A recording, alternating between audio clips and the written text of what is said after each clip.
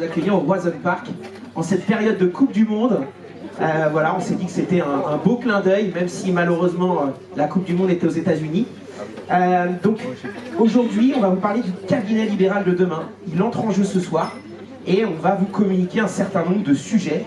L'idée, c'est d'anticiper un petit peu les évolutions et de garder une longueur d'avance sur tout ce qui va arriver demain au sein de votre cabinet, que ce soit des sujets de comptabilité, d'IA en santé, de Ségur, de cybersécurité, etc.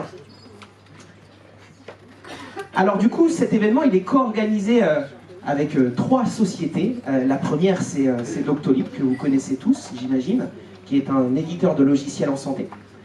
Le cabinet d'expertise comptable ProLib, voilà, avec, je crois que c'est notre premier événement ensemble. Voilà, donc on est ravis. Et la boîte que je dirige, pardon, Sémaphore, nous sommes un expert en informatique médicale.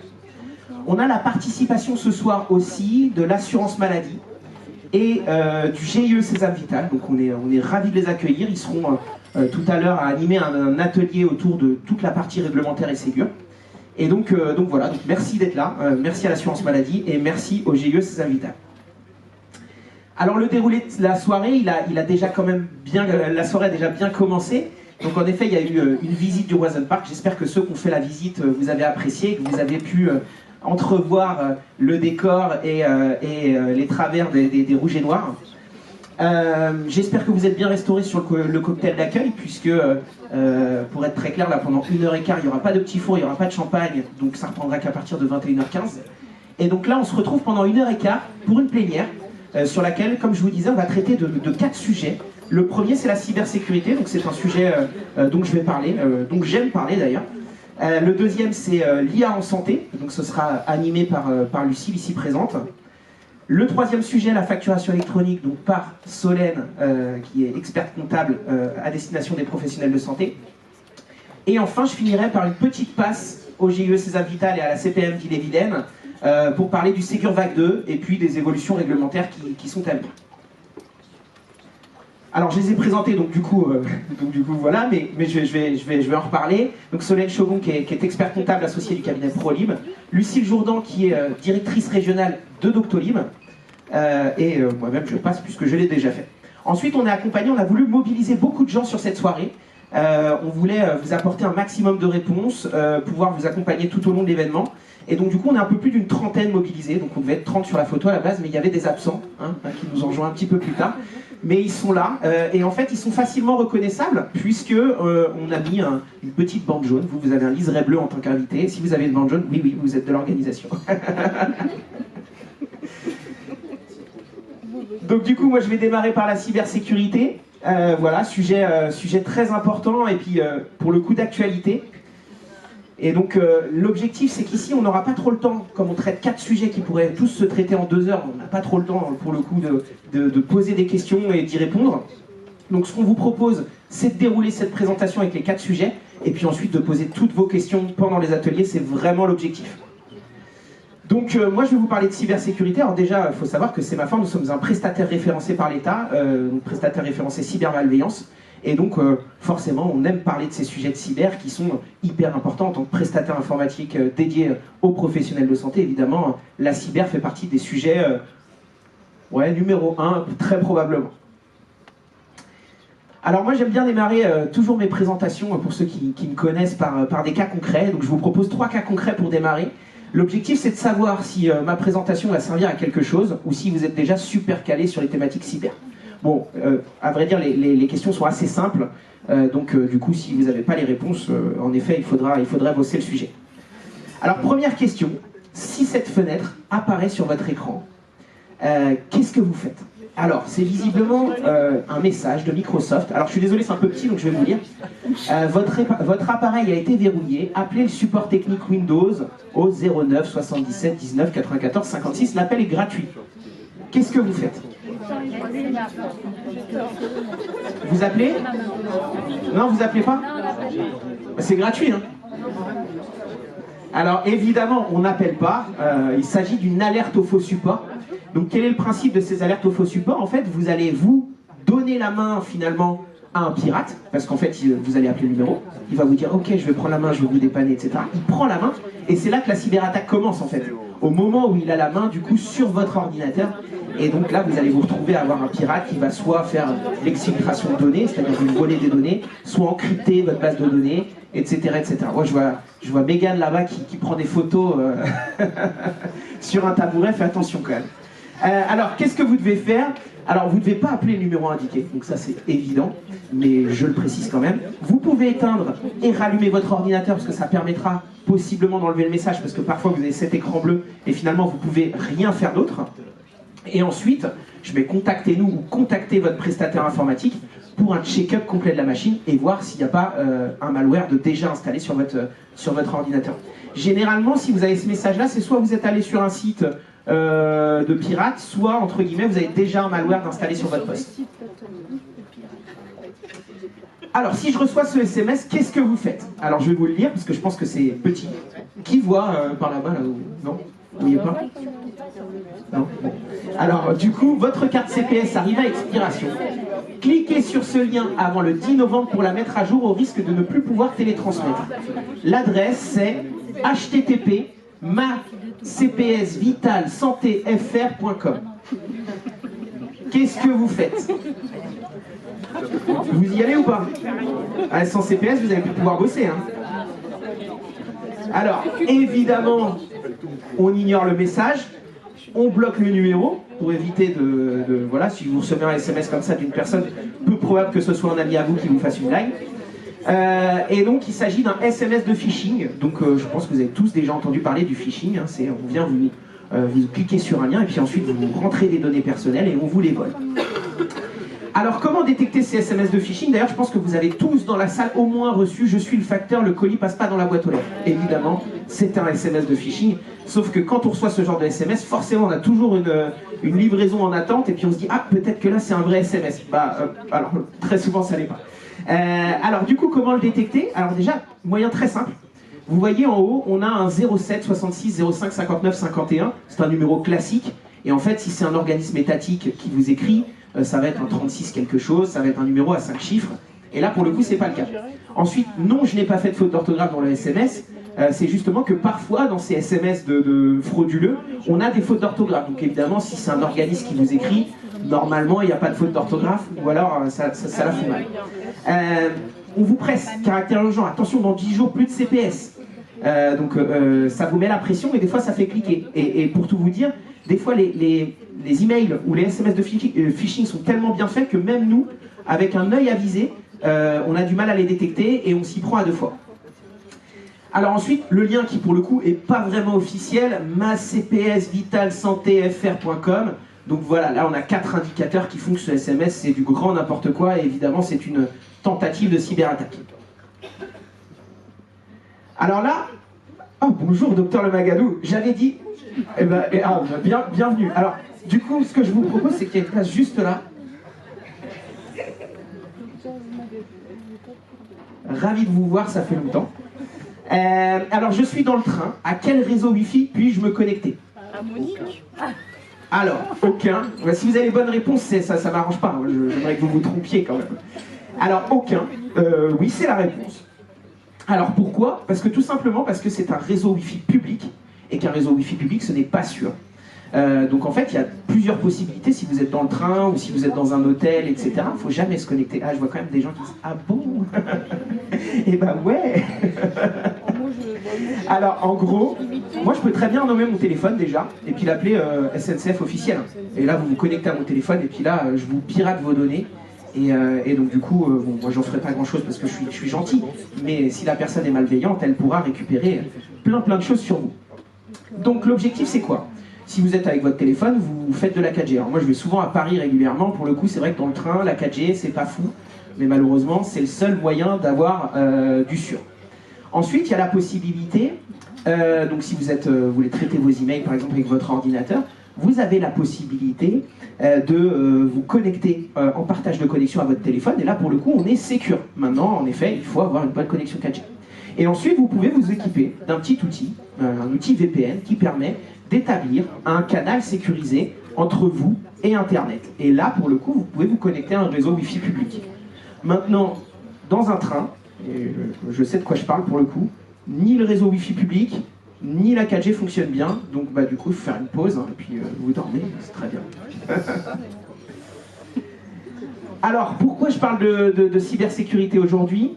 Tout simplement parce qu'on est dans une situation qui est complexe. On a un contexte géopolitique compliqué, enfin, je pense que je l'apprends à personne, qui se tend de mois en mois avec des nouveaux conflits de jour en jour. Et donc, du coup, forcément, bah, quand le contexte politique se complexifie, et bah, les cyberattaques s'intensifient. Et donc, du coup, bah, là, aujourd'hui, on a fait x100 sur certaines typologies de cyberattaques. Et donc, on a beaucoup de tentatives de phishing, de ransomware. Je vous expliquerai tous ces termes après. Et évidemment, en tant que petit cabinet, eh ben, vous êtes une cible. Et vous êtes une cible, pourquoi? Parce que vous êtes moins bien protégé qu'un hôpital, qu'une clinique, etc. Et souvent, la réaction des médecins qu'on côtoie tous les jours, c'est de dire « oui, non, mais pas moi, moi je suis une petite structure, etc. » Et en réalité, vous êtes autant attaqué que les grosses structures. Par contre, c'est vrai que ça fait moins de bruit dans le journal. Si c'est l'hôpital de Paris, évidemment, on va avoir, pour le coup, au moins 10 médias qui vont relayer l'information. Si c'est vous, si ça vous arrive, que vous perdez l'intégralité de votre fichier patient, oh, bah, peut-être qu'un petit média local vous fera une petite pub que vous serez ravi d'avoir, ou pas. Mais voilà, donc évidemment, il faut être vigilant. Et puis, bah, les conséquences, elles sont les mêmes. Vous pouvez perdre vos données de manière partielle ou définitive. Et puis, c'est vraiment, pour le coup, un risque à prendre au sérieux.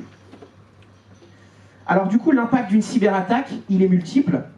Tout d'abord, il y a évidemment des conséquences financières et opérationnelles. Typiquement, si c'est ce qu'on appelle un ransomware, c'est un virus qui va crypter vos données, puis ensuite on va vous demander une rançon, comme c'est un kidnapping de données en fait. Bah là, potentiellement, ça peut vous coûter de l'argent, même si, attention, c'est comme pour les kidnappings, hein, on appelle la police en gros, et on ne paye jamais la rançon. C'est vraiment le réflexe à avoir. Et ensuite, vous pouvez avoir des amendes. Imaginons que vous avez été négligent. Je vous donne un exemple. Vous avez hébergé des données médicales sur un serveur qui n'a pas les agréments, c'est-à-dire l'agrément HDS. Et ben, vous allez vous retrouver dans une situation où potentiellement vous serez en faute parce que vous n'aurez pas fait les choses comme il se doit. Ensuite, c'est une perte d'accès aux données. Ah oui, et juste potentiel quand même, vous pouvez avoir une amende qui peut aller jusqu'à 4% de votre chiffre d'affaires annuel en cas de négligence. Et il y a déjà eu des cas, alors il n'y en a pas eu énormément, mais il y en a eu sur des médecins libéraux qui ont eu des amendes assez conséquentes pour de la négligence sur de la data patient. Perte d'accès aux données des patients, bah évidemment vous pouvez avoir une inaccessibilité temporaire. Si vous avez une bonne sauvegarde, vous êtes fait pirater, bon, j'ai envie de vous dire, si c'est temporaire, c'est une galère. Vous allez devoir rendre des comptes à tout le monde, à vos patients, à la CNIL, etc. Mais imaginez juste, si c'est définitif, vous perdez, imaginons, 15-20 ans de données, l'impact que ça pourrait avoir sur votre carrière et sur ne serait-ce que le suivi de vos patients. Je pense qu'aujourd'hui, avec l'informatique, être à l'aveugle quand on est médecin, c'est pas forcément une très bonne idée. C'est évidemment une atteinte à la réputation, puisque bah, c'est une perte de confiance potentielle des patients, puisque, j'y viendrai tout à l'heure, vous devez les prévenir. Et c'est un impact sur la fidélisation, puisque après, bah, les patients peuvent se dire bah, j'ai plus confiance, ils ont perdu mes données, etc. Et enfin, c'est une atteinte à la confidentialité des patients, le cœur quand même, j'imagine, du sujet, puisque bah, derrière, ça peut être un risque pour du vol d'identité, la confidentialité de leur dossier patient, des informations personnelles qui sont utilisées, divulguées, etc. sur le dark web. Alors, vos obligations en cas de cyberattaque. Alors, c'est là qu'on attaque le sujet sérieux. Si jamais vous vous faites cyberattaquer, je ne vous souhaite pas, vous allez devoir informer la CNIL dans les 72 heures. Bon, ça, ok, j'ai subi une cyberattaque, j'informe la CNIL. Plus corsé, vous devez notifier aux patients concernés qu'il y a eu une fuite de données. Pas forcément qu'aux patients concernés. Imaginez, vous vous êtes fait pirater l'intégralité de votre base de données. Je ne sais pas combien vous avez de patients, j'imagine entre 1000 et peut-être 10 000 pour les spécialistes, voire plus. Et ben, vous imaginez la galère? Alors peut-être que le Conseil de l'Ordre file un coup de main sur les démarches. Peut-être bien? Mais vous essayez, ouais. Après, votre prestataire pourrait aussi probablement vous aider. Ouais, d'accord. Notifier aux patients, c'est vrai que c'est pas simple. On se dit, mais waouh, comment faire ça? Donc, en fait, ensuite, il faut documenter l'incident. Ça veut dire, en gros, vous allez devoir justifier de ce que vous faites, finalement, pour gérer cette problématique. Et enfin, il faut renforcer la sécurité. Donc, mettre les outils nécessaires. Moi, ce que je me dis, c'est que c'est peut-être bien de démarrer par l'étape 4 avant de faire l'étape 1, 2, 3. C'est assez parlant quand même. Et donc du coup, évidemment, renforcer la sécurité de votre cabinet, c'est pas une option, c'est hyper important. Je vous ai mis les principales menaces. Alors, en réalité, il y en a tellement que j'aurais pu vous faire 10 slides sur ça. J'en ai choisi 3. Donc le phishing, et j'y reviendrai tout à l'heure, le phishing c'est un vrai sujet. Le phishing, c'est on vous envoie un mail, c'est ce que je vous ai montré, le SMS de tout à l'heure, on vous envoie un email par exemple, on va vous dire je suis le Crédit Agricole, renouvelle ton mot de passe, et puis là vous allez vouloir renouveler vos mots de passe, et puis vous allez donner tout votre mot de passe, votre identifiant, et puis bam, après c'est open bar. C'est open bar, et puis on dit tout souvent que c'est les cordonniers, les mal chaussés. Moi ça arrivait à des gens de ma famille, donc j'étais un petit peu chafouin, parce qu'en tant qu'expert cyber ça m'embête un peu. Mais ça arrive pas qu'aux autres, et ça peut arriver aux professionnels de santé aussi, et c'est pour ça qu'il faut avoir énormément de vigilance. Ensuite il y a les ransomware. Donc là, c'est en fait ce qu'on appelle aussi les rançons logiciels. En gros, c'est vous vous retrouvez en fait à avoir un malware qui vient crypter vos données. Et puis ensuite, on va vous demander une rançon. Voilà, on va vous dire, bon, bah, je t'ai crypté tes données, voilà, maintenant si tu veux les récupérer, bah, tu payes. Et des fois, en fait, sur les ransomware, c'est même des pirates qui font même pas gaffe qu'en fait, ils ont encrypté votre donnée. C'est au moment, en fait, où vous vous en apercevez. Eux, ils font ça tellement en masse, ils sont pas au courant qu'ils ont encrypté, par exemple, les données dans le cabinet médical. Et puis derrière, vous avez un petit bloc-notes qui dit « Salut, bah, je t'ai crypté tes données, tant pis pour toi, et puis maintenant, tu me files de l'argent. » Souvent, ils demandent un paiement en Bitcoin. Et enfin, exfiltration de données. Bon, là, c'est très simple. C'est on cambriole votre ordinateur et on pique tout ce qu'il y a dessus. Alors, j'ai un message aujourd'hui à vous dire. C'est que la première faille de votre cabinet, c'est vous tous. C'est vous, c'est vos collègues, c'est vos secrétaires. Et donc, forcément, il faut adopter les bons gestes au quotidien. Premier bon geste, très important, on choisit bien ses identifiants et mots de passe avec soin. Donc l'idée, c'est un identifiant mot de passe différent par utilisateur. On ne partage pas son mot de passe avec la secrétaire. Alors j'ai eu un beau cas, je vais essayer de ne pas trop m'attarder, sinon je prends trop de temps, et là elles vont m'en vouloir.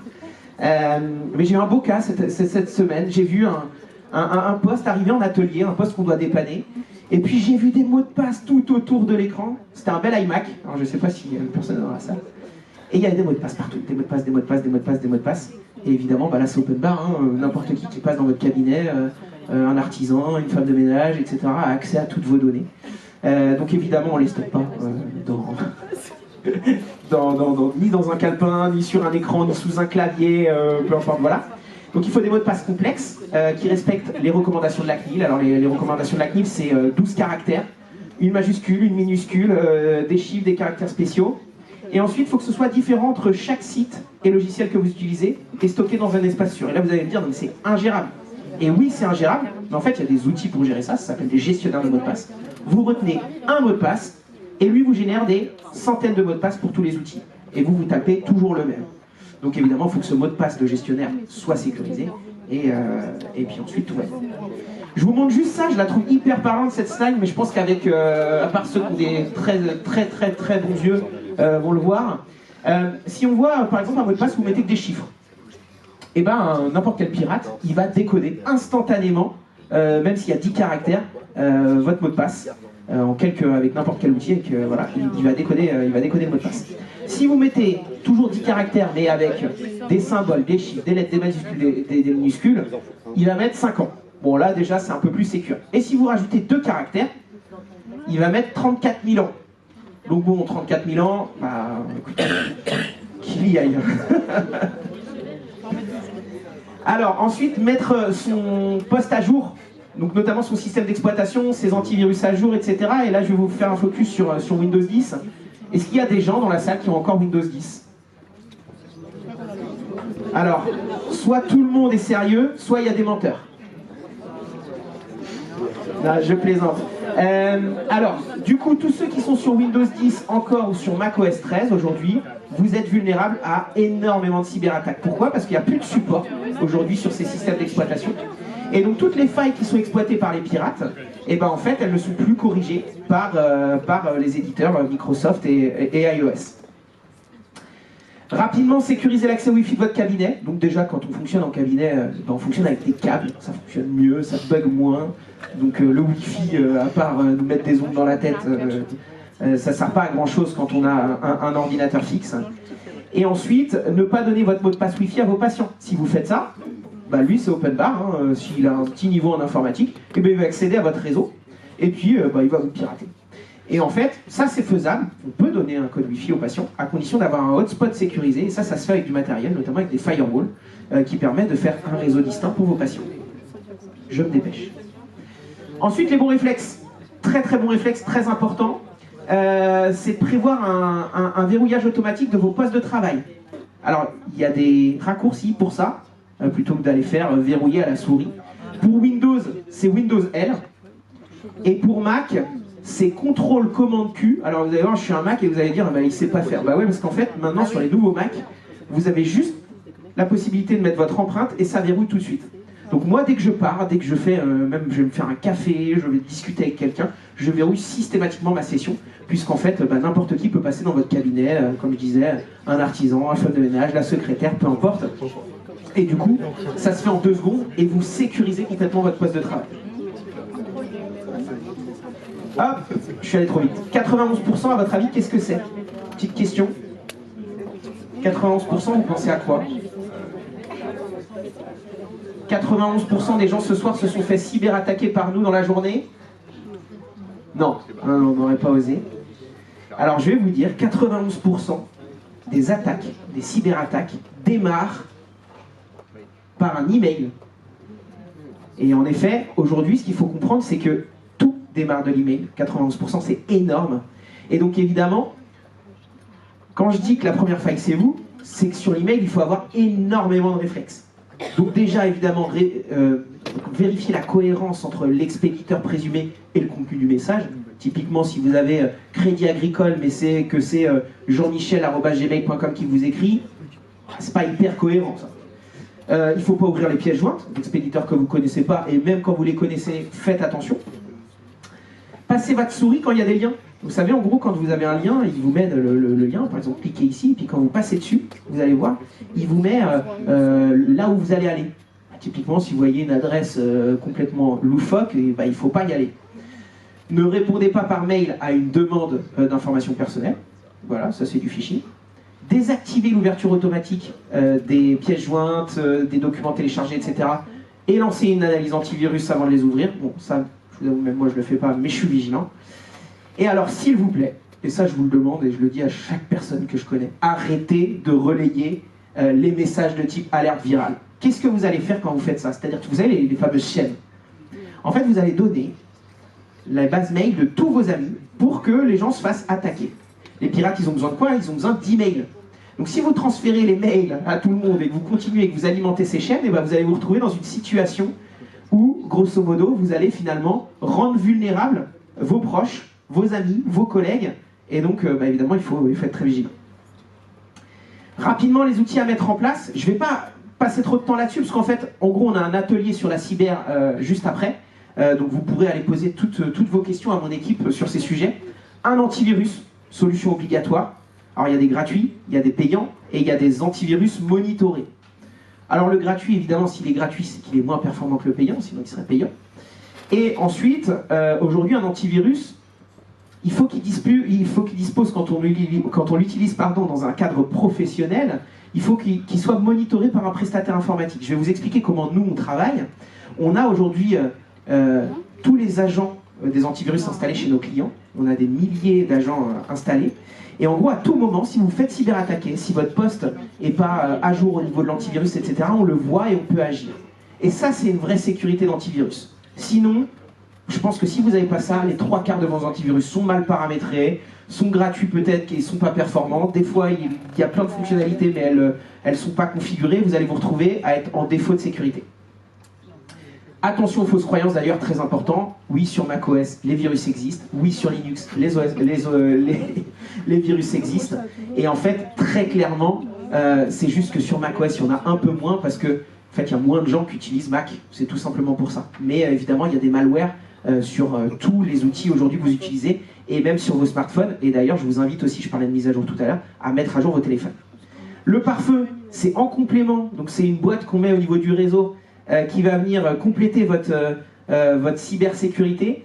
Et donc du coup, le pare-feu, c'est un complément de l'antivirus, ça va être finalement la porte blindée. L'antivirus, c'est l'alarme qui sonne quand, entre guillemets, le virus est arrivé. Le pare-feu, ça va être la porte blindée qui va venir protéger l'intégralité du réseau de votre cabinet. Parfois, la porte blindée, on arrive à l'ouvrir, et donc du coup, l'antivirus prend le relais, et parfois, c'est l'inverse. Attention, un logiciel en ligne ne vous protège pas d'une cyberattaque. Même si vous avez un logiciel qui est super sécurisé, etc., si votre machine elle est compromise, et que quelqu'un récupère vos identifiants mots de passe, ou que même qui vous voit, entre guillemets, il a mis un logiciel espion et qui vous voit travailler au quotidien, il va pouvoir récupérer de la data médicale. Donc il faut aussi sécuriser votre poste, même si votre éditeur sécurise très bien les données à son niveau. Vous avez aussi votre rôle dans cette cybersécurité. Solution de filtrage de mail, j'avance très vite, c'est très pratique. Ça s'installe en fait en complément de votre email et ça vient filtrer les messages. Ça va analyser grâce à de l'intelligence artificielle les différents messages. Il va vous mettre de côté les emails frauduleux. Alors pas tous, mais il va en filtrer un paquet. Et en plus, ça a un deuxième avantage, c'est que ça va filtrer aussi des spams. Donc du coup, ça je pense qu'on a tous des spams. Et pour le coup, c'est plutôt sympathique d'avoir un outil qui nous protège à la fois des mails frauduleux et des spams. Gestionnaire de mots de passe, je vais très vite parce qu'on en a parlé tout à l'heure. Donc c'est un coffre-fort numérique, il stocke tous les mots de passe. Il permet de n'avoir qu'un seul mot de passe à retenir. Et même moi, j'ai envie de vous dire maintenant, avec mon Mac et la possibilité, entre guillemets, de mettre une empreinte digitale, je ne saisis même plus mon mot de passe. J'ai uniquement mon empreinte qui sécurise aujourd'hui tous mes mots de passe. Donc il peut vous permettre de générer aussi des mots de passe sécurisés de façon automatisée. Et surtout, il surveille aussi vos mots de passe qui pourraient être compromis sur le dark web. Alors je ne sais pas si tout le monde sait ce que c'est que le dark web. Alors le dark web, c'est le web des criminels. On y trouve des kalachnikovs, des organes, oui je me dépêche. On y trouve plein de choses. Et voilà. Donc j'avance, j'avance. Je passe très vite sur la sauvegarde. Très important de sauvegarder à la fois sur des supports externes, mais aussi sur des sauvegardes externalisées ou d'utiliser un logiciel cloud. Et attention, si vous sauvegardez sur un logiciel cloud, il est important que ce soit dans un environnement HDS et certifié ISO 27001. Donc HDS, c'est hébergeur de données de santé. Si vous ne le faites pas, vous êtes en faute. Automatique et régulière et supervisée par une équipe, c'est très important, puisqu'en fait, si vous avez une sauvegarde qui se fait tous les jours, évidemment, c'est bien de la vérifier. J'ai fini. Désolé pour celle qui me succède, je crois que c'est toi, Lucille. Juste vous dire que sur cette soirée, on vous accompagne, donc n'hésitez pas, on vous propose un audit gratuit de votre cabinet, donc de venir dans votre cabinet, d'étudier un petit peu comment vous travaillez, quelles sont les failles de sécurité, on analyse les risques, on évalue votre conformité, on fait des recommandations, et enfin on vous fournit un rapport d'audit sans engagement, et ça vous permettra d'avoir un état des lieux. Donc si ça vous intéresse, je vous invite à échanger avec mon équipe pour le coup, et à demander un audit qu'on pourra vous faire dans les prochains mois. Et je vous remercie pour votre écoute et je passe la parole à Lucille, qu'on peut applaudir parce que vous êtes nombreux et mine de rien, c'est pareil. Oui, merci beaucoup. Ça va, je peux me cacher derrière le pupitre ou pire si vous me faites trop peur. Bonsoir à tous, merci d'être là. Je prends juste une microseconde pour remercier Arnaud et l'équipe de Sémaphore, ainsi que l'équipe de ProLib et de Doctolib évidemment, pour l'organisation de cette belle soirée, et merci à tous d'avoir répondu présent. Donc je m'appelle Lucille Jourdan et je suis directrice régionale chez Doctolib, et ce soir je vais vous parler d'intelligence artificielle. Alors déjà, avant de commencer, j'aimerais faire un petit sondage à main levée pour savoir qui parmi vous a déjà utilisé de l'IA, que ce soit pour le pro ou le perso. Mais voilà, si vous pouviez lever la main pour ceux qui l'ont déjà utilisé. Ok, super. Je vois que c'est la majorité d'entre nous. Donc c'est plutôt une bonne nouvelle.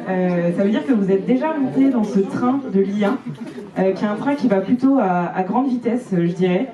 Pour tous ceux qui n'ont pas levé la main, je vous invite vraiment à venir nous voir après lors des ateliers. Avec Adrien, on sera ravis d'échanger avec vous autour de l'IA, de vos craintes, etc. Avant de vous dérouler les slides également, je voulais vous parler d'un podcast que j'ai réécouté hier, un podcast Doctolib, parce que oui, on fait aussi des podcasts chez Doctolib. D'ailleurs, pour les fans de foot, je vous invite à écouter les 2 derniers épisodes parce qu'on a invité le kiné et le médecin généraliste de l'équipe de foot de France. Donc c'est hyper intéressant, donc allez les écouter. Bon, là, rien à voir, le sujet c'était évidemment l'IA et on avait invité 2 pontes de l'IA, le professeur Bibot et le docteur Grimbaum.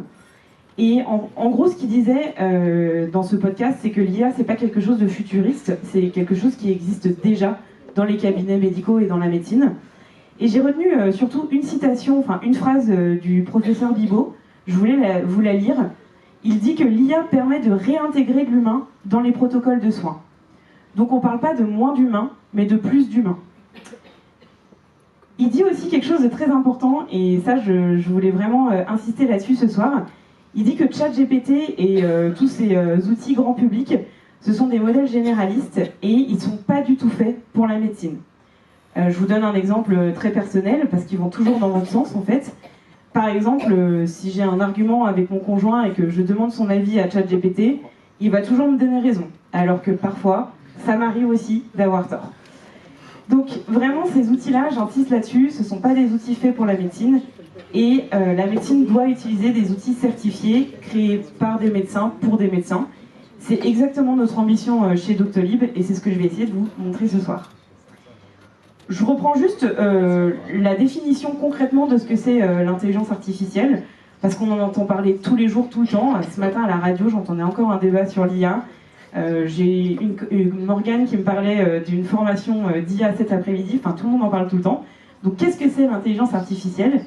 En fait, c'est la capacité, je la lis, la capacité d'un logiciel à analyser des données, comprendre du langage et produire des résultats sans être programmé ligne par ligne, tout simplement. Voilà, comme ça vous aurez la définition de l'IA, maintenant vous savez ce que c'est. Pourquoi est-ce que c'est hyper important et ça franchit un cap majeur aujourd'hui en santé? En fait, les modèles sont beaucoup plus précis qu'il y a quelques années. Ils atteignent désormais des niveaux suffisants pour répondre aux exigences médicales. Un autre point qui est important aussi, c'est qu'ils comprennent le langage médical et oral et écrit.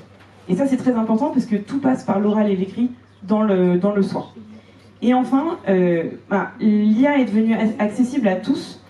Il nécessite d'être encadré, mais c'est aussi une opportunité pour vous, professionnels de santé. Si je vous donne quelques exemples de ce que fait l'IA déjà aujourd'hui, j'ai quelques exemples vraiment concrets. Aujourd'hui, une IA peut détecter une rétinopathie diabétique sur la photo d'un fond d'œil. Elle peut identifier des anomalies tumorales aussi pour orienter les traitements. Elle peut accélérer la découverte de nouveaux médicaments et analyser des données massives pour détecter des signaux faibles. Donc ça, c'est ce qu'elle fait déjà aujourd'hui. Évidemment, demain, elle va faire beaucoup plus, parce que selon l'INSERM et l'Académie nationale de médecine, l'IA pourra prédire l'apparition d'une maladie avant les premiers symptômes, recommander un traitement personnalisé pour chaque patient, soutenir une décision clinique en temps réel, anticiper des épidémies et surveiller des effets indésirables de médicaments, etc., etc. Le message clé que je voulais vous faire passer, le premier message clé, parce qu'il y en a plusieurs, le premier message clé que je voulais vous faire passer ce soir, c'est que l'intelligence artificielle ne remplace pas le soignant, elle va vous donner plus de temps. Donc maintenant qu'on a reposé les bases de ce qu'était l'IA, je vous propose de parler des opportunités et des risques pour votre cabinet. Je commence par des chiffres, parce qu'on aime bien avoir des chiffres. Aujourd'hui, le contexte actuel en Europe, il est que 35% de la population souffre de maladies chroniques. Plus de 50% des soignants ont déclaré avoir ou être proches d'un burn-out. Et enfin, le dernier point, c'est que l'espérance de vie en bonne santé stagne, elle ne progresse plus, et elle reste autour des 62 ans. Ça, c'est les faits. Donc, quelles vont être les opportunités pour vous? Qu'est-ce que vous avez à y gagner? Je vous laisse penser à toutes ces choses que vous faites au quotidien, prendre des notes pendant votre consultation, consulter des documents, faire des recherches sur Internet, rappeler des patients pour faire de la prévention parce que vous aviez noté sur un post-it qu'il fallait rappeler ce patient qui doit absolument faire tel ou tel vaccin.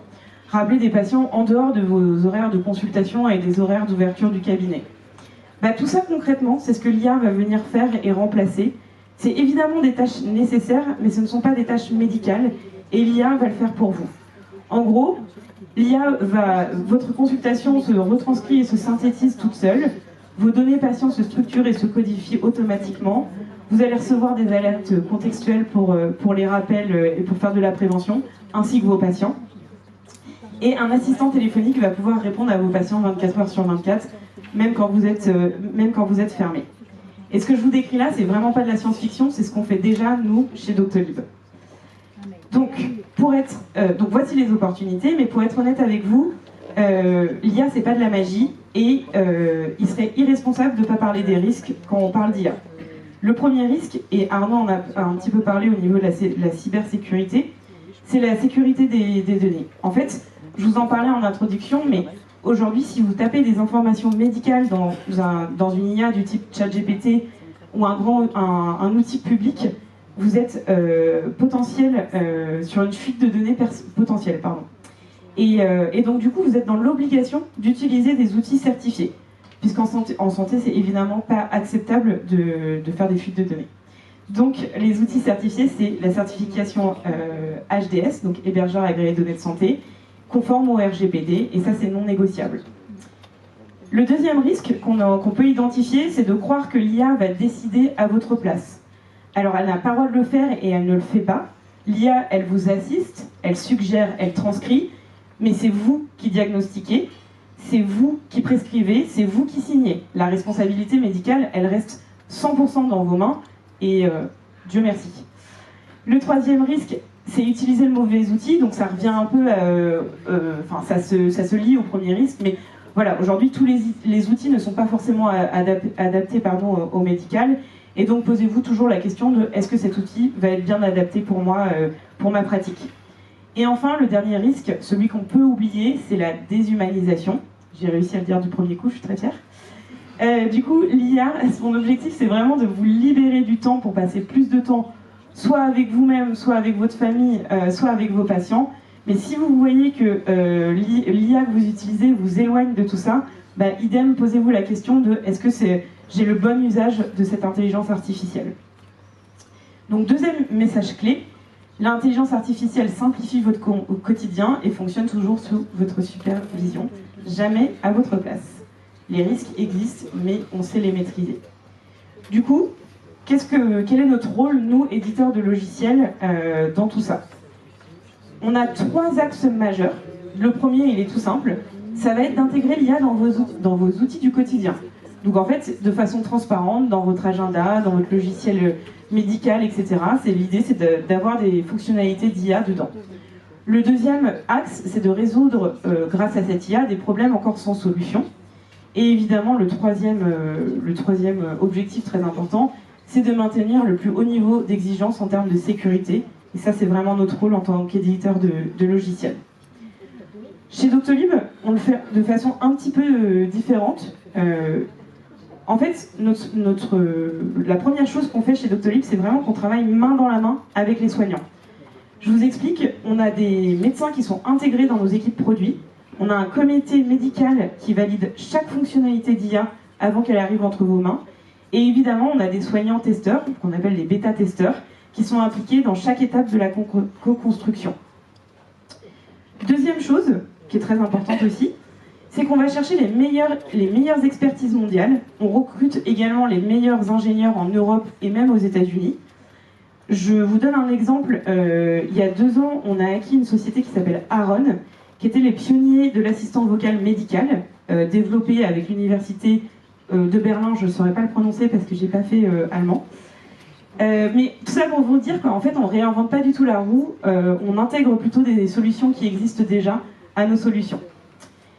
Troisième chose, et c'est très important, on fonde nos innovations sur la recherche. On est persuadé qu'en santé, une IA peut être efficace que si elle repose sur des connaissances médicales fiables, à jour et consensuelles. Et c'est pour ça qu'on a lancé un laboratoire de recherche dédié à faire progresser l'IA en santé. Ce laboratoire, il a 2 vocations, transformer les avancées de l'IA en outils concrets testés en conditions réelles, et évidemment faire avancer la recherche en IA médicale en Europe. Et on se donne les moyens de nos ambitions, puisque 20 millions d'euros vont être investis en 2026 dans ce laboratoire. Pourquoi est-ce qu'on fait tout ça? En fait, les chiffres parlent d'eux-mêmes, mais on est tellement responsable de millions de parcours de soins de patients, qu'en fait on se doit d'être irréprochable sur ces sujets-là. concrètement, du coup, l'IA aujourd'hui chez Doctolib, là vous avez une liste de tous les produits qu'on propose actuellement en IA chez Doctolib. Je vous rassure, je ne vais pas vous faire une démonstration de chacun de ces produits, on n'aurait pas le temps. Je vous propose juste de parler de 3 produits distincts. Le premier, c'est l'assistant téléphonique. Donc en gros, l'assistant téléphonique, c'est un assistant vocal basé sur de l'IA qui va répondre à vos patients de façon empathique. C'est pas un serveur vocal qui va dire tapez 1, tapez 2 ou tapez 3. C'est vraiment une conversation. Et pour vulgariser, c'est exactement comme les IA qui vous appellent pour vous donner les aides de l'État. Sauf que là, c'est l'inverse, c'est les patients qui vous appellent et qui tombent dessus. La deuxième IA qui est intéressante aussi pour vous, c'est la codification intelligente des données patients. En gros, l'objectif de ça, c'est vraiment d'avoir un ajout 100% automatisé, des données structurées pour pouvoir les retrouver facilement, et des données exploitables sans effort. Ça, c'est, mine de rien, ça fait gagner un temps très précieux. Et enfin, le dernier dont je voulais vous parler, c'était l'assistant de consultation. Donc l'assistant de consultation, c'est l'IA qui va enregistrer votre consultation quand vous discutez avec votre patient. Donc vous n'avez plus besoin de prendre de notes. Alors c'est un petit changement pour vous, parce que vous devez tout dire à l'oral. Je vous donne un exemple en pédiatrie, mais si vous posez un bébé, il faut dire son poids à voix haute, parce qu'aujourd'hui l'IA ne lit pas encore dans vos pensées. Donc obligé de tout dire à voix haute. S'il y a des choses en psychiatrie ou en psychologie que vous ne voulez pas dire à voix haute, là vous pouvez les noter à la main et ça marche aussi. Mais les bénéfices sont flagrants depuis 2 ans maintenant que l'assistant de consultation est sorti. 50% de temps d'écran en moins par jour, 2 heures de gagné également, et 90% des médecins constatent une réduction de leur charge mentale au quotidien. Donc c'est plutôt intéressant. Donc ça, c'est les outils qui existent déjà. Et évidemment, nous, on a plein de projets et plein de solutions qu'on souhaite développer chez Doctolib. Donc des assistants à la prévention, assistants médicaux, assistants d'aide au diagnostic, assistants d'aide à la prescription, assistants d'aide à la facturation, assistants pour les patients, beaucoup d'assistants qui arrivent dans les prochains mois et prochaines années. Du coup, avant de vous quitter, j'ai vraiment envie de vous faire passer un message. Et bien sûr, n'hésitez pas à venir nous voir, discuter via, etc. Mais vraiment, le message que je veux vous faire passer ce soir, c'est pas tant de parler d'intelligence artificielle, c'est bien beau tout ça, mais en fait, ce dont on parle surtout, c'est de votre temps, du temps que vous n'avez plus, du temps que vous pouvez regagner grâce à l'IA, pour vous, pour votre famille, pour vos patients. Aujourd'hui, nous, notre rôle chez Doctolib, c'est vraiment de vous accompagner, de vous conseiller et de vous aider à faire cette transition. Donc n'hésitez pas à venir nous voir tout à l'heure lors des ateliers. Toute l'équipe est 100% disponible. Je vous remercie de m'avoir écouté et surtout je vous remercie d'être là ce soir parce que c'est grâce à vous qu'on fait avancer la médecine aujourd'hui. Merci, bonne soirée. Écoutez, bonsoir à tous. Donc, troisième partie, troisième thème sur le cabinet libéral de demain. Donc, le premier thème, c'était la cybersécurité. Le deuxième, l'IA en santé. Et puis moi, pour ma partie, j'enchaîne sur la facturation électronique. Est-ce que je peux vous faire un petit sondage comme tout à l'heure? Combien d'entre vous ont déjà entendu parler de ce projet de réforme? Ah, parfait. Bon, on est quand même à un petit 50% quand même. Donc effectivement, c'est un sujet fortement d'actualité, parce que contrairement aux autres sujets, on a une date de passage à la facturation électronique qui est fixée pour septembre 2026.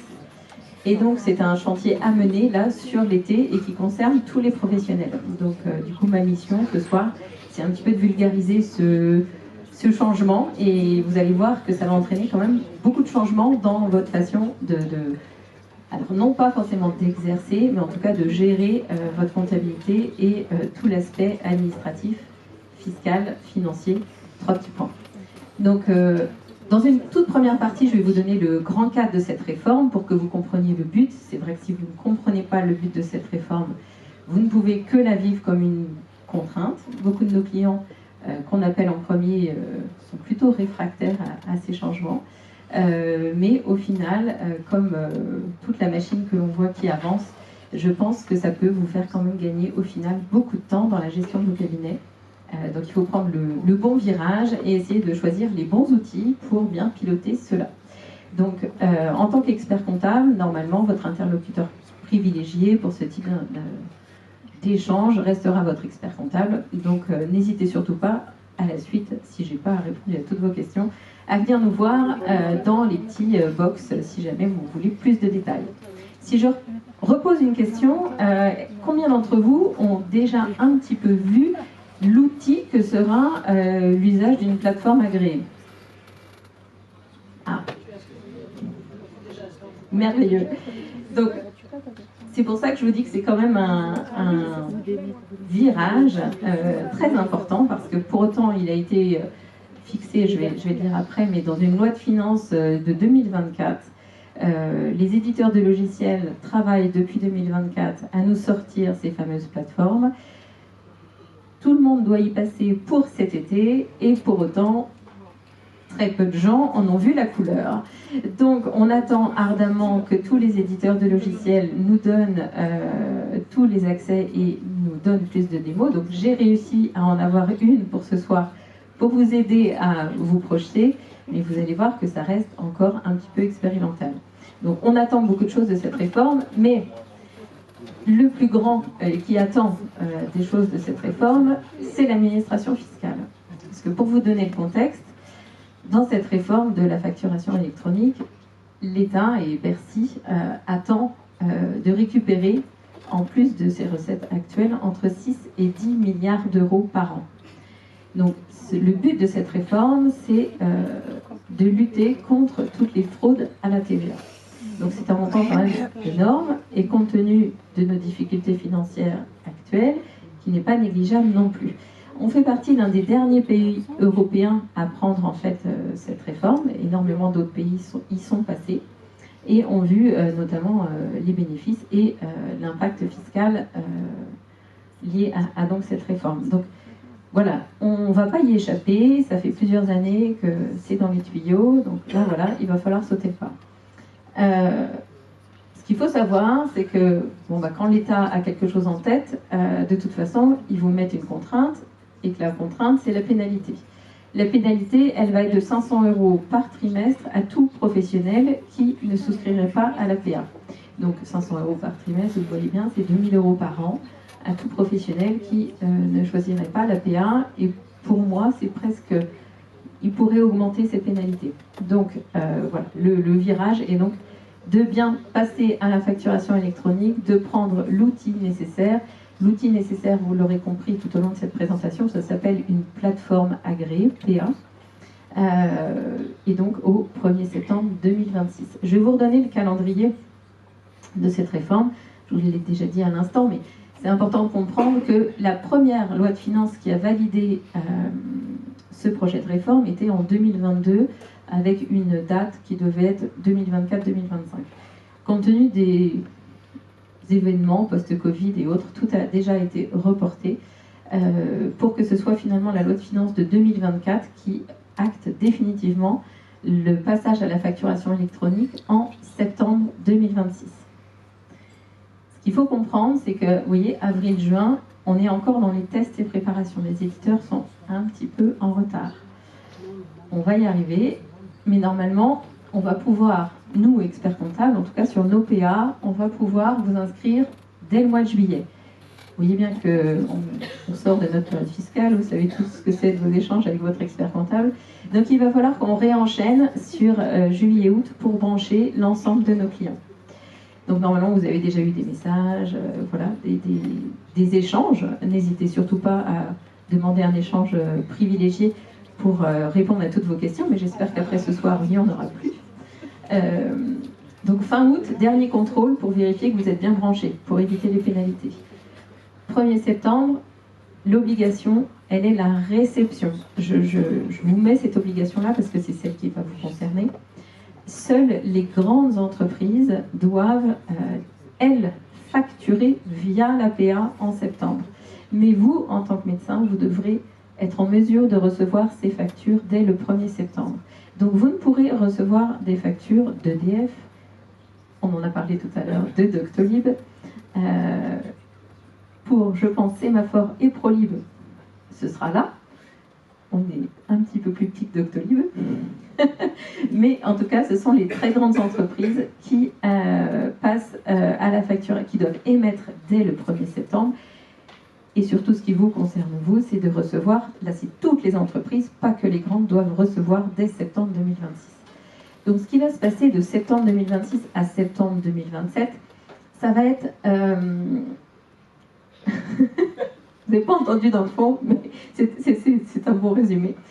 Vous allez recevoir encore une partie de vos factures, du coup celles des très grandes entreprises via la plateforme, et au fur et à mesure que nous, on essayera de voir comment ça fonctionne, on l'utilisera courant peut-être fin 2026, début 2027. Dans tous les cas, au plus tard, il faudra, pour tous ceux qui sont Prolib Sémaphore, recevront au plus tard, en septembre 2027, nos factures via l'APA. Donc il nous laisse, nous, plus petites entreprises, 1 an pour vraiment émettre. Mais les très grandes, du coup, se sont déjà préparées depuis plusieurs mois pour que toutes les factures partent dès septembre. Donc vous voyez, c'est changer tous les plans de facturation, tous ces éléments-là, donc c'est pas un faible travail administratif. Donc en tout cas, voilà sur le planning de déploiement de cette réforme. J'ai essayé de vous faire un petit schéma pour que vous compreniez comment ça va fonctionner. Le fournisseur finalement, on peut se positionner là comme soit Docto, Sémaphore ou Prolib. Doctolib a envie de faire une facture au docteur Martin. Doctolib va aller sur sa propre plateforme agréée. Doctolib n'a pas le numéro d'agrément de plateforme du docteur Martin. Et bien du coup, sachez que l'État a créé tout un annuaire national des numéros de plateforme. Donc quand vous allez être attaché à votre plateforme en juillet, vous allez avoir quelque chose qui va se placer sur... Donc tous, vous pouvez aller, donc ça s'appelle Chorus, vérifier votre numéro sirène et vous êtes déjà connu et ils attendent sur Chorus votre numéro de plateforme. Donc quand on ne connaît pas le numéro et qu'on veut facturer quelqu'un, on va sur cette plateforme, on cherche son numéro. Donc, dans les 3/4 du temps, je pense que ce sera uniquement le numéro sirène. On verra si ça fonctionne bien comme ça. Il y a encore des incertitudes, c'est pour septembre et on va y arriver. Donc, pour faire les factures, on va sur Chorus pour avoir tous les éléments de plateforme des différents intervenants. On revient et une fois qu'on a toutes les données, notre PA envoie à la PA de notre client sa facture. Le docteur Martin, il va avoir la facture, je suis partie sur Doctolib, alors on enchaîne sur Doctolib, il va avoir la facture Doctolib, il va regarder donc sur le bon de commande via la PA, il y a le délai sur lequel il faut payer la facture, enfin voilà, il y aura tous les éléments nécessaires à une facture, et il verra si c'est conforme à son contrat.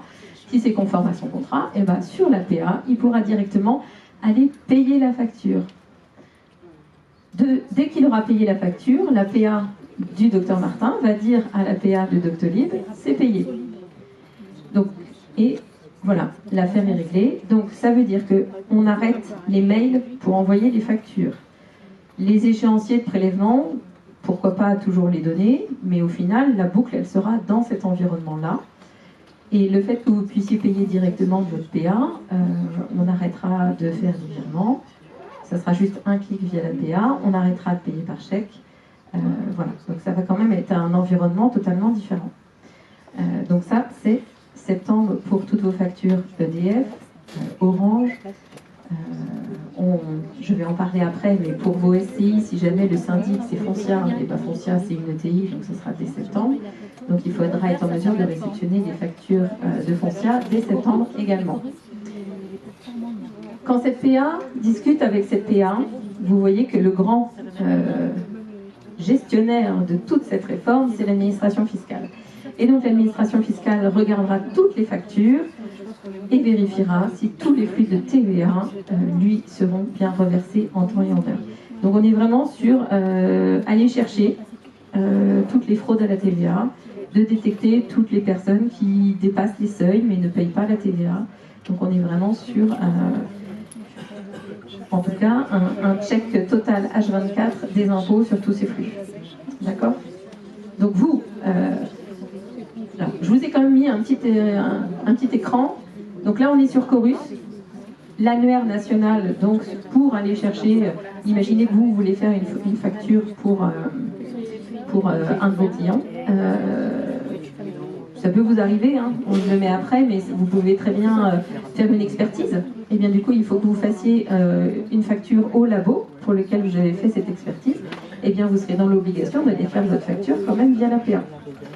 Donc sur cette facture, vous faites la facturation pour le labo, j'en sais rien, moi. Bon, je n'ai pas de nom là, qui me viennent. Toujours est-il que vous irez chercher, vous tapez le nom ou le numéro SIRET du labo, et du coup, vous saurez quel est son numéro de plateforme agréée. Donc tout ça, ça va être sur Chorus. Donc n'hésitez pas à aller sur Chorus aussi pour voir où vous en êtes actuellement. Si vous n'avez pas souscrit d'EPA, c'est normal, ça sera comme Prolib actuellement, ça sera marqué non.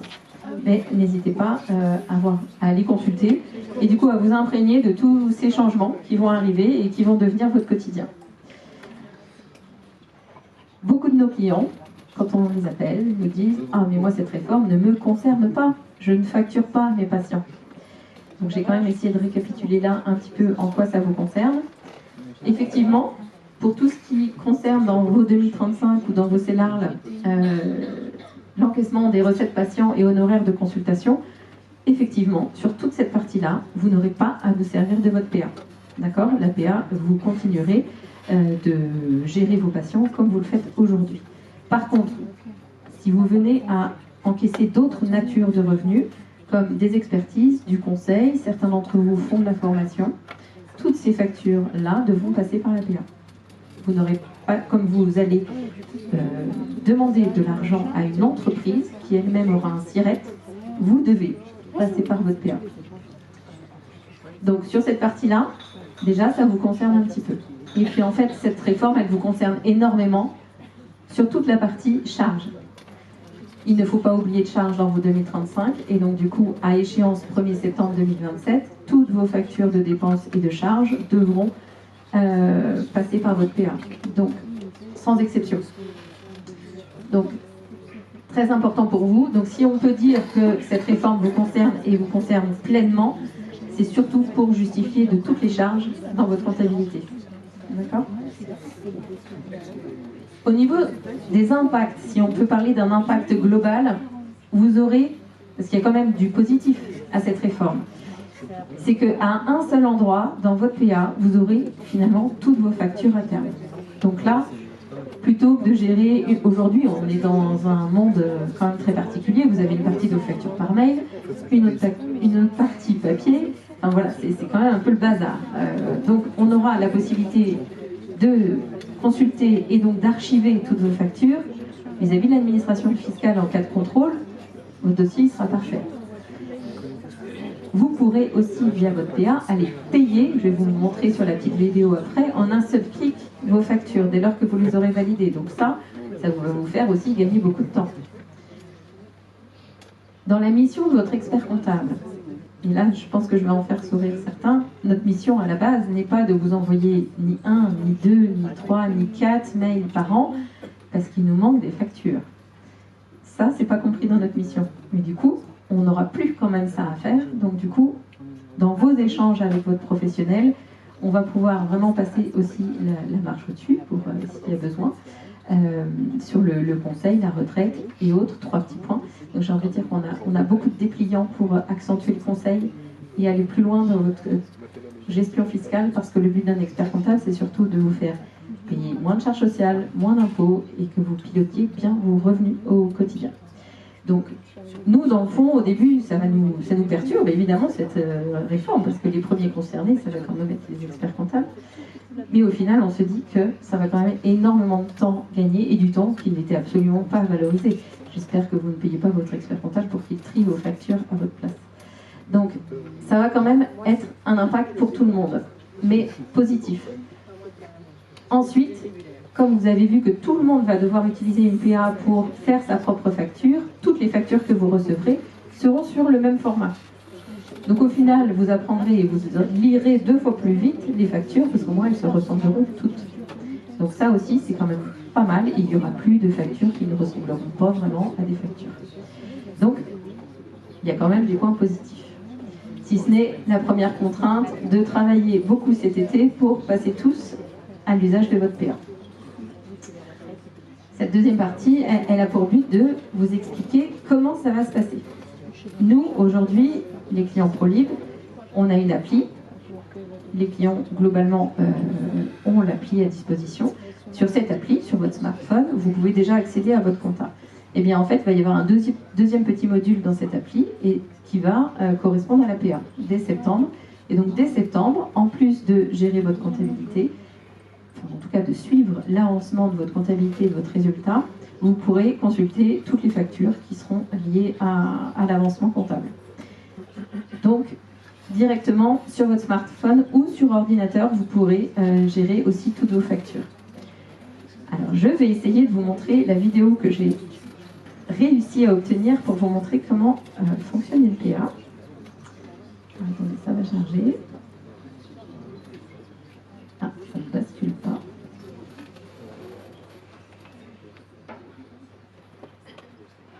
J'ai l'impression qu'il y a un temps de retard. Ah non, c'est pas grave. Ok, si, c'est ça. Mais en fait, tu sais, là où je vois la slide d'avant.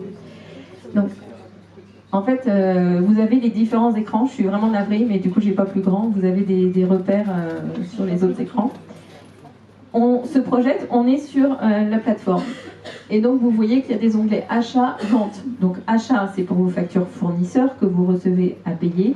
Vente, c'est pour quand vous émettez des factures. Pardon. On va commencer par la partie achat. La partie achat. Hop là, je ne clique pas sur le bon. Non, ça va venir. Ah, ça c'est pas ouvert. Alors pourquoi c'est ouvert là et pas là? Il y a des informations dans la salle. Normalement. S'il y a un soir où ça doit fonctionner, c'est ce soir. Mais là maintenant, c'est plus mes équipes. Donc si quelqu'un peut se lever et venir. Je parle de la théorie. C'est ça. Quand tout à l'heure on a essayé, ça marchait. Mais là.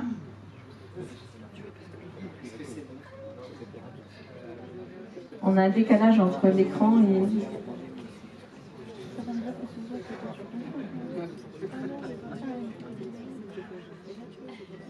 Ah, voilà. Alors comme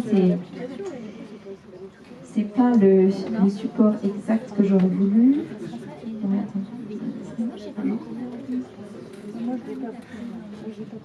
c'est ça. Est-ce que là, ça marche? Ah ouais, attends.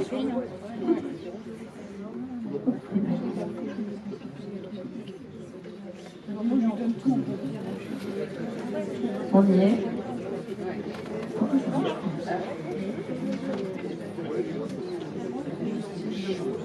On est bon?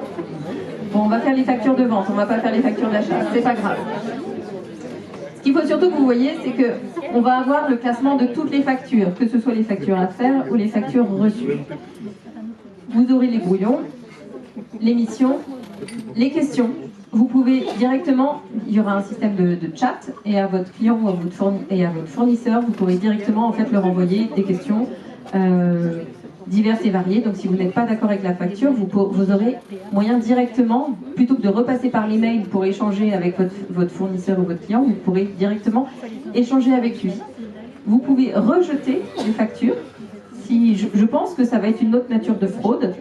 Je suis persuadée qu'en allant sur Chorus, il y a des personnes qui vont aller vous prendre votre numéro de PA et vous envoyer des factures qui ne vous seront absolument pas destinées. Donc ne cliquez pas trop vite et on va découvrir plein d'autres choses avec cette PA. Mais en l'occurrence, je pense que le bouton rejeter, c'est-à-dire ne pas valider des factures qui arrivent, ça va servir. Les factures que vous avez payées et les factures annulées, donc certainement ce sont les rejetés qu'au bout d'un moment vous annulez.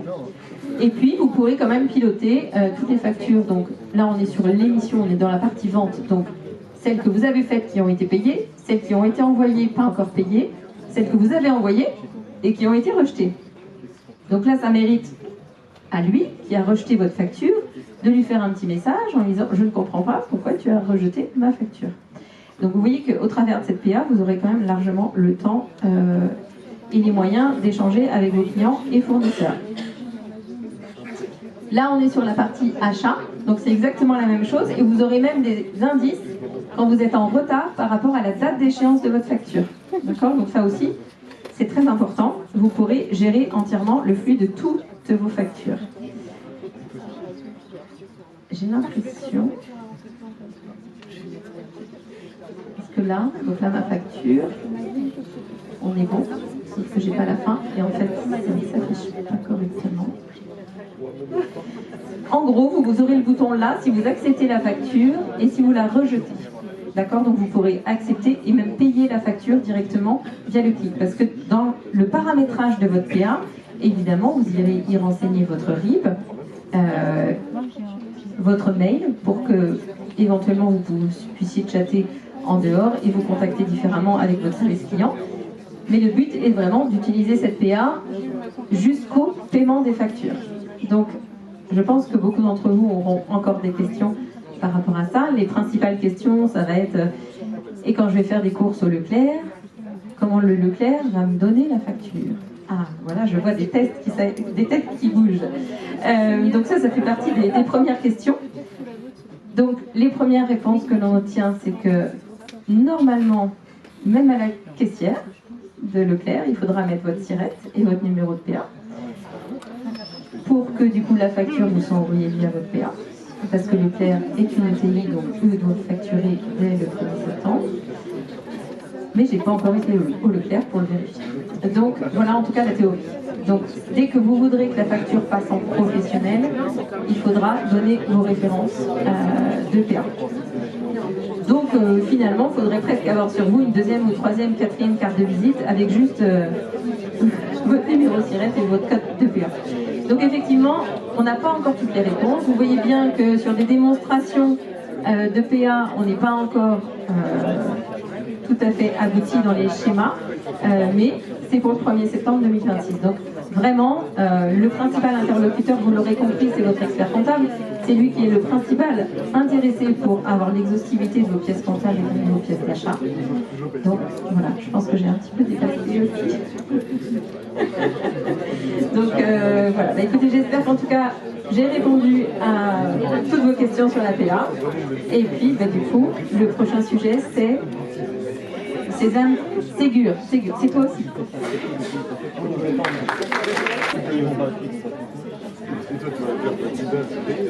Alors, c'est encore moi.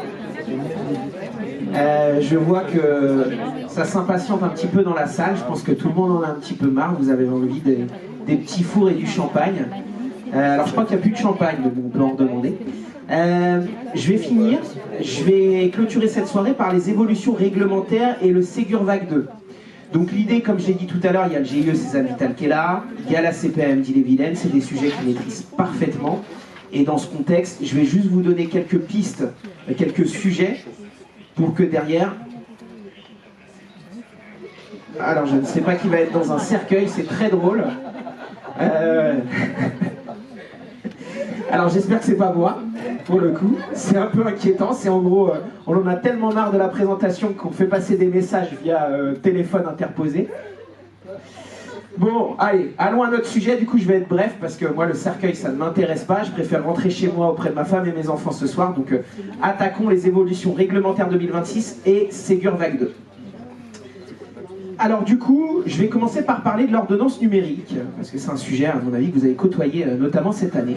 Donc l'ordonnance numérique, c'est quoi? C'est une ordonnance dématérialisée et sécurisée, dans laquelle va s'établir un QR code qui va sécuriser l'ordonnance, et en effet, vous avez toujours l'obligation de l'imprimer ou de la déposer dans un espace sécurisé. Alors concrètement, qu'est-ce qu'elle permet, cette ordonnance sécurisée? Elle permet d'authentifier évidemment le prescripteur, de lutter contre la falsification, d'éviter les éventuelles erreurs de saisie et d'améliorer la traçabilité. Pour les professionnels de santé, qu'est-ce que ça va permettre? Ça va vous permettre de prescrire des médicaments, de prescrire des examens de biologie, des actes de kiné, des actes d'imagerie et la possibilité de suivre la prise du traitement du patient s'il vous donne son consentement, et j'y reviendrai tout à l'heure. Pour le patient, c'est quand même hyper pratique, il reçoit une ordonnance papier ou un récapitulatif avec QR code déposé dans un espace dédié.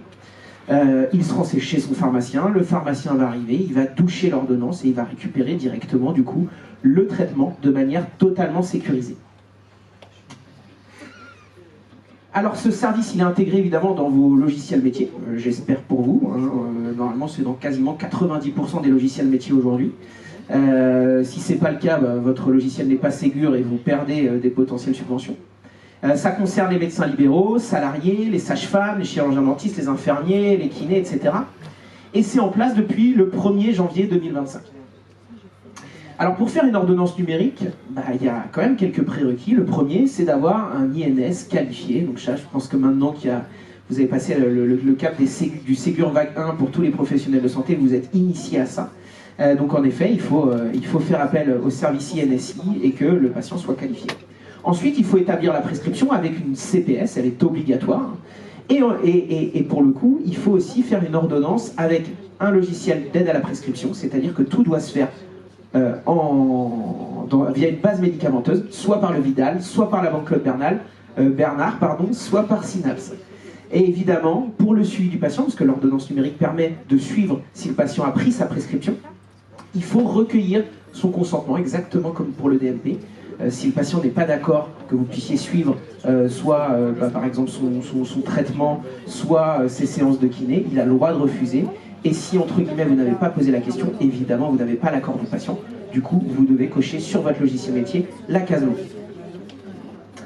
Alors, je vais vous parler rapidement aussi de l'application carte vitale, gros sujet. Donc, je pense que vous le savez tous. Maintenant, tous les patients peuvent avoir une application carte vitale. Ça a été généralisé pour tous les assurés depuis novembre 2025. Alors, il faut savoir une petite astuce.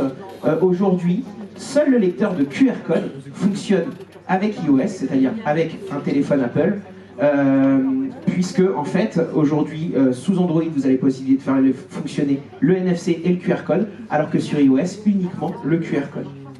Donc du coup ce qui fonctionne avec tout c'est le QR code. Alors évidemment vous pourrez profiter de la présence du GIE pour vous parler de tout ça, c'est leur bébé, c'est leur projet et ils vous en parleront bien mieux que moi. Alors je voulais vous donner quelques statistiques qui émanent aussi du GIE que j'ai eu l'honneur de voir une présentation récemment du GIE. Et donc aujourd'hui, on voit que les usages, pour le coup, ils arrivent quand même, puisqu'on a plus de 70 000 professionnels de santé utilisateurs. Alors majoritairement, pour le coup, au sein des pharmacies, puisque en fait, ils ont un taux d'adoption très fort. C'est le fort moteur pour le coup. 89% des pharmaciens sont équipés d'outils pour pouvoir lire les QR codes ou en tout cas l'application carte vitale. Chez les médecins, on est dans le ventre mou, un petit peu comme le Stade Rennais certaines années, tout comme les dentistes, donc on est sur un taux d'adoption à 30%. Et pour les auxiliaires médicaux, pour l'instant, en effet, on démarre tout juste, donc il y a très peu d'usage. Ça représente quand même aujourd'hui plus de 3 millions d'activations d'appli carte vitale créées par les patients, et donc c'est plus d'1 million de feuilles de soins aujourd'hui. Et on pourrait se dire, l'application carte vitale, c'est pour les jeunes. Et bien pas vraiment, puisqu'on remarque dans ces statistiques que de 40 à 59 ans, c'est 43% des usages de l'application carte vitale.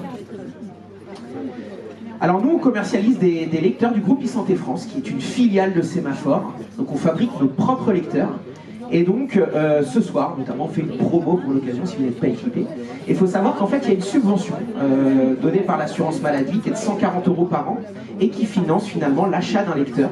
Donc là, j'ai mis 2 de nos lecteurs phares. Un qui fait uniquement la lecture de l'application carte vitale via QR code, donc qui répond à 100% des besoins.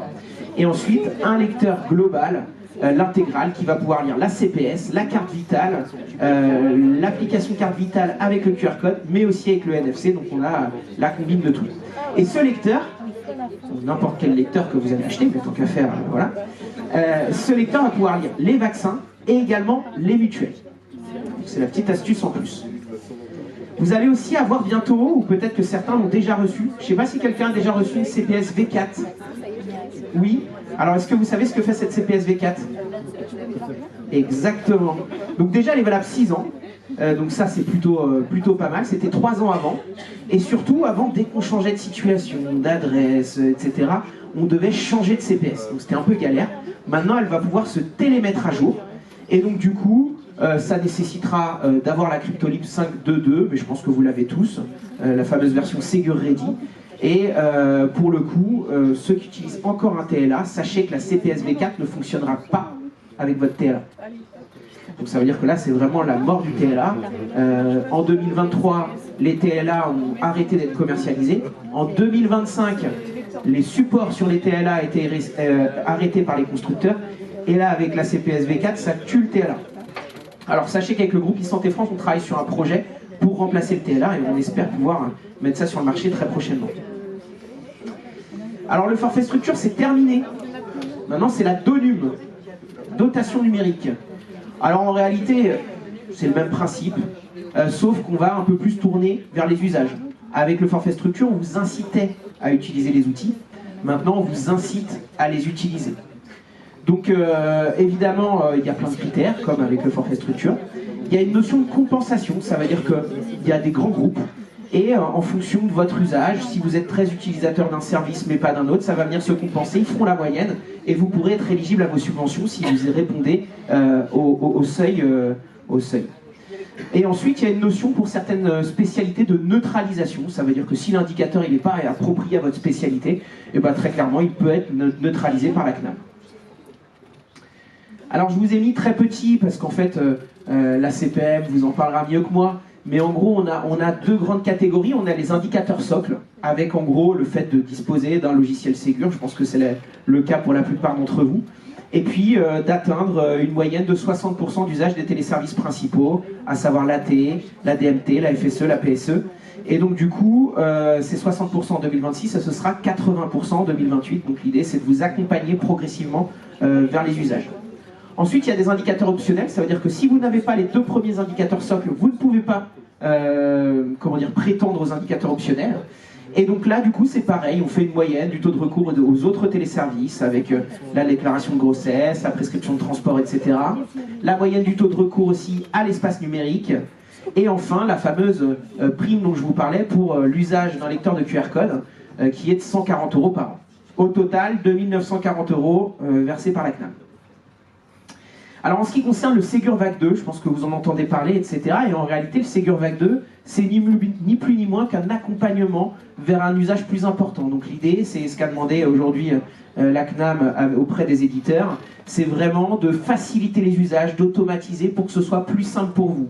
Aujourd'hui, tout ce qui a été mis en place dans le cadre du Ségur Vague 1, ça fonctionne, mais ça pourrait être plus fluide, c'est tous les retours qui ont été faits. Du coup, il y a une deuxième version qui a pour but finalement d'améliorer l'usage au quotidien de tous ces téléservices avec moins de clics et plus de données utiles. Donc comme je le disais, je voulais être court sur cette partie parce qu'a priori j'ai été très long sur la première. Alors là, je les ai vus me faire des regards un petit peu assassins. Donc du coup, en tout cas, n'hésitez pas à aller voir le GIE Sésame Vital, la CPM d'Ille-et-Vilaine, ils sont sur le stand juste après. Merci de votre attention pour cette présentation et puis je vais enchaîner, on va conclure. Donc voilà, vous avez plein d'ateliers, on va attaquer le cocktail. Donc là, on va se retrouver jusqu'à pas d'heure. Hein. Vous pouvez passer la nuit ici, même si vous voulez. Et donc, il y a des ateliers. L'idée, c'est que ce soit convivial, que vous puissiez aller passer d'un atelier à l'autre, échanger avec l'ensemble des interlocuteurs. Comme je vous disais tout à l'heure, on a des petits bandeaux jaunes, on est facile à reconnaître. Alors moi, j'ai perdu mon étiquette, mais c'est pas grave. Et donc voilà, posez toutes vos questions et sachez, s'il vous plaît, juste pour finir, sachez qu'il y a un quiz à 22 h sur tout ce qu'on s'est dit sur cette soirée et on fait gagner des lots. L'idée c'est que ce moment il soit ludique, on veut que la soirée soit conviviale. Juste pour clôturer, on vous remercie, on est vraiment ravis de vous avoir eu aussi nombreux. Merci à tous, merci d'être là, merci d'être aussi nombreux et merci à Lucille et Solène et bravo à vous aussi.